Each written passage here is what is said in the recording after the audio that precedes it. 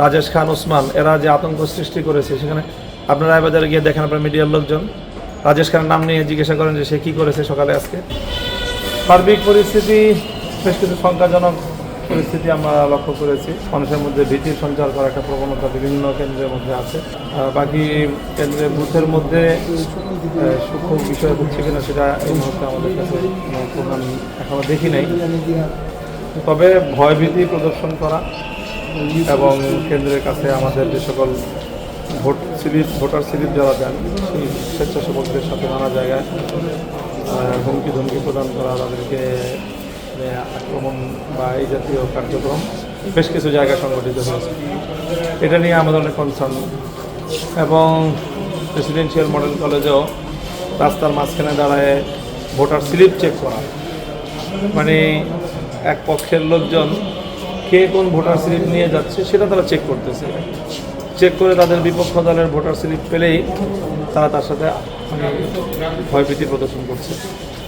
ঘটনা আইনশৃঙ্খলা বা আর্মিকে বললে আর্মি আসতে আসতে তারা সরে পড়তেছে, হয়তো আবার আসতেছে, এরকম একটা পরিস্থিতি লক্ষ্য করতেছি আর কি।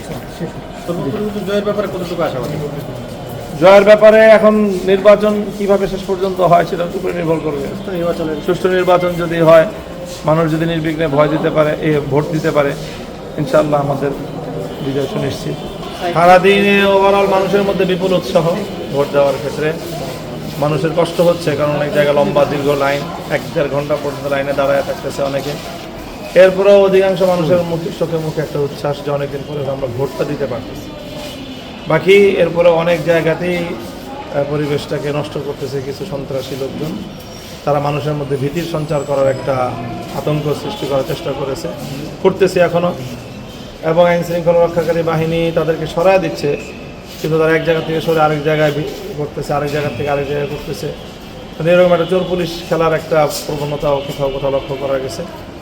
তো এই জাতীয় লোকজনদের ব্যাপারে কিছু যদি কার্যকরী পদক্ষেপ নেওয়া হয়তো শুরুতেই।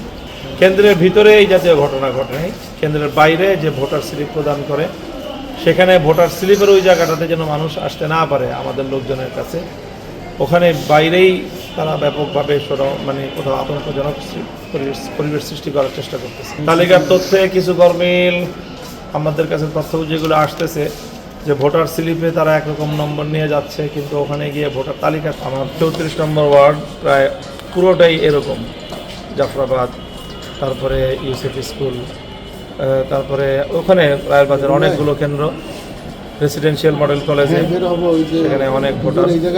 তাদের মধ্যে আমি নিজেই গিয়ে দেখেছি যে রাস্তার মাঝখানে দাঁড়িয়ে সন্ত্রাসী ছেলেপেলে, অথবা আমাদের যেই ভোটার স্লিপ দেওয়ার যে কেন্দ্র তার আগে তারা দাঁড়ায়, কেউ যেন এদিকে ভিড়তে না পারে তাদেরকে আকারে ইঙ্গিতে বা নানাভাবে হুমকি ধমকি দেওয়ার একটা প্রবণতা। সেটা আইন শৃঙ্খলা মানুষ দেখবে।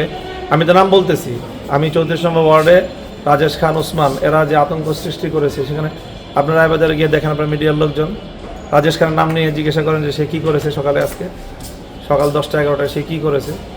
সে তো সেখানকার পদধারী নেতা, আমার একজন দায়িত্বশীলের নাম নিয়ে বলুক, পারবে না। আমাদের অভিযোগটাকে হালকা করার জন্যই তারা কাউন্টার এই অভিযোগগুলো তারা করে, যেগুলো ভিত্তিহীন।